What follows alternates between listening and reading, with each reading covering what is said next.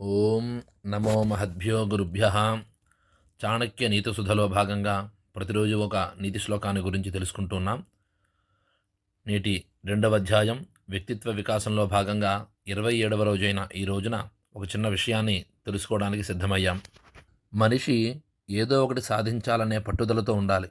మరి అంత ముఖ్యమైనటువంటి పని సాధించాలంటే ఏమి చేయాలి మొట్టమొదటగా అనేది చాణక్యుడు ఈరోజు విషయాన్ని తెలియజేస్తున్నారు.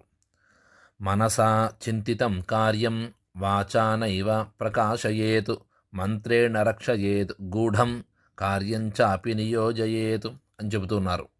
ఏదైతే ఒక మంచి గొప్ప పని మనం చేద్దామని మనస్సులో అనుకుంటామో దానిని బయటకు చెప్పకూడదని చెప్తున్నారు.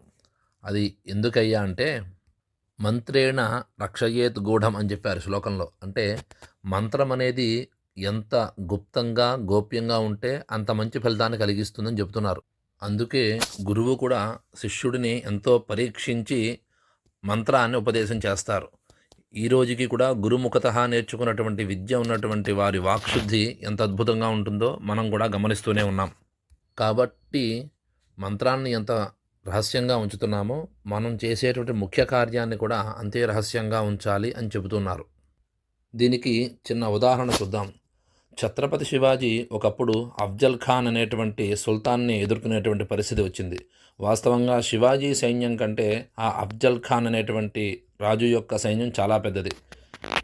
ఆ వచ్చే వ్యక్తి మాట్లాడడానికి కాదు, దొంగ దెబ్బ తీయడానికి వస్తున్నాడని ముందుగానే గ్రహించిన ఛత్రపతి శివాజీ తన వద్ద ఉన్నటువంటి ఆయుధాలు ఏవి కూడా బయట పెట్టలేదు. ఆ వ్యక్తి అఫ్జల్ ఖాన్ శివాజీని ఆలింగనం చేసుకునేటువంటి ప్రయత్నం చేస్తూ పొడిచేందుకు ప్రయత్నం చేయగా అతని కంటే వేగంగా తన దుస్తుల్లో తన వాళ్ళకు కూడా తెలియకుండా దాచేటువంటి రహస్యమైన ఆయుధాలైన వ్యాఘ్రనక్ అనేటువంటి పులిగోర్లు, బీచువా అనేటువంటి ఆయుధం ఆ రెండు ఒకేసారిగా తీసి ఆ అఫ్జల్ ఖాన్ని సంహరించాట.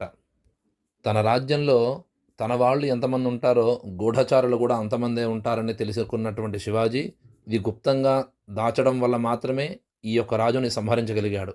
అదేవిధంగానే ఈ రోజుల్లో బిజినెస్ ఐడియాలు కానీ ఎదుగుదల కోసం ఉపయోగపడేటువంటి ముఖ్యమైన కార్యాలు చేసే సందర్భంలో ఇలా రహస్యంగా దాచడం వల్ల మాత్రమే ముఖ్యమైన పనులు పూర్తవుతాయని చెబుతున్నారు. ఇదే చాణక్య నీతి.